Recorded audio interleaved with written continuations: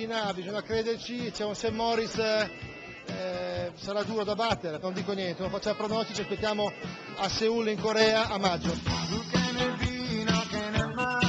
La perla delle Dolomiti, Cortina, ci riprova e si candida ad ospitare i campionati del mondo di sci alpino del 2017. L'impresa non è semplice, dovrà infatti sconfiggere la concorrenza di altre importanti località sciistiche, come ad esempio St. Moritz. Ma per tentare l'impresa, come visto, potrà contare sull'apporto di un testimonial d'eccezione, il grande Alberto Tomba. Il mio ruolo è quello che dire, non ho mai smentito, penso vincente. Insomma, garantisci con la tua presenza un'ipotetica vittoria. Ho cominciato a Cortina, perché non finire a Cortina?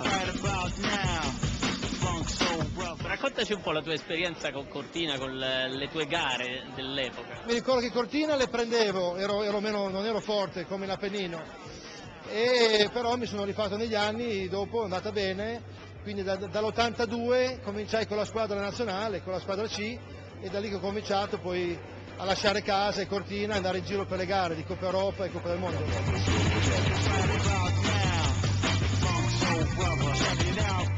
C'è un altro Tomba? Se chiedi in giro dicono che ogni 50 anni nascono, però ben venga anche domani, perché no, scusa. Però allo stato delle cose non c'è uno come te in grado di trascinare anche un po' guascone come eri tu. Da Emiliano, ecco, si può dire che divertivo la gente così anche nelle sconfitte di gara. Tu cosa eri, genio e sregolatezza o cosa? Negli anni dell'88, dopo Calgary, un delirio, non faceva più notizia l'Alberto che vinceva le gare, dovevano scrivere qualcosa di diverso. Tomba lo abbiamo incontrato in questi giorni a Venezia, qui nel Palazzo della Regione, alla presenza di molte autorità locali e del mondo imprenditoriale veneto, sono state tracciate le linee guida di questa affascinante sfida, che trova linfa impulso nelle parole del suo governatore, Luca Zaia. Direi che è una bella sfida, ma anche l'occasione per lanciare un mondiale che è un segno che diamo ai 23.000 praticanti che abbiamo, alle 300 società. Al fatto che siamo oggi di fatto la regione con l'80% delle Dolomiti che sono patrimonio dell'UNESCO, e poi è un mondiale che noi vogliamo definire low cost, nel senso che non si chiedono soldi al pubblico e i nostri privati, i veneti, gli imprenditori hanno creduto in questa sfida. Sindaco, Cortina è un brand internazionale, ci sono buone possibilità.